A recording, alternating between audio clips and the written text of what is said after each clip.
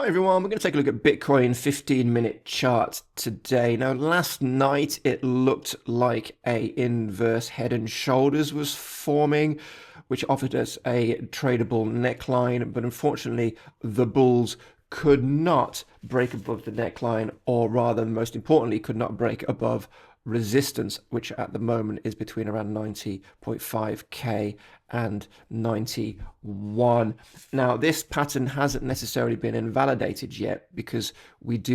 haven't had a lower low yet. This is a higher low compared to this one, meaning the pattern is still technically valid. You can have an additional right shoulder, of course, a complex inverse head and shoulders, I think it's called. And so this is still in play, but until we have a decisive signal of direction, Bitcoin right now is causing quite a lot of problems in terms of managing trades. So ultimately, we need to see a lower low to presume that we're coming down to the next line in the sand, which will be around here, 86.5k. Let's just presume that, let's call that local support for now. But until we see that lower low, we're in no man's land essentially, and therefore we're either waiting for that lower low and move below this level at around 88.5k, or we need a break above, and again a break also above our confirmation line,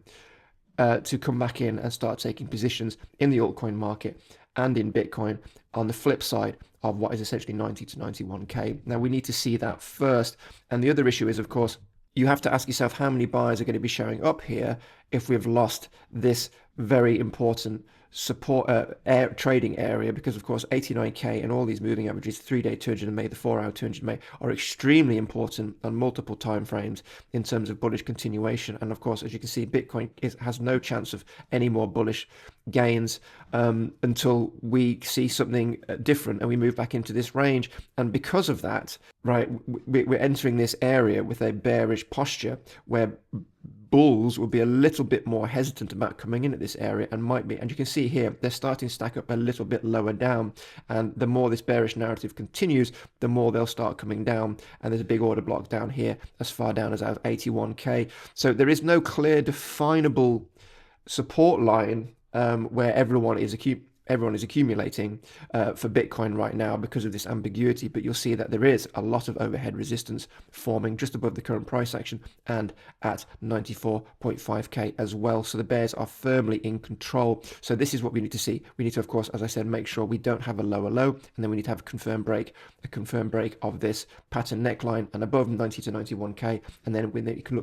can then start to look to come in on the flip side. But we haven't seen that yet, so it is a waiting game, unfortunately, for Bitcoin. And the reality is that even though we have potentially have some calmer seas, economically speaking, ahead of us, now we've been on the back end of Davos, where some of the tensions in the world between the United States and Europe certainly have eased slightly, but seeing as we're running into an FOMC week next week in terms of the US Fed and its assessment of current inflation and jobs and so forth next week, we could see quite stagnant price action over the weekend, and again quite hesitant price action from the markets just to let the dust settle, but also people aren't going to be taking big positions when we know we've got FOMC. So we could see for the next 7 days or so some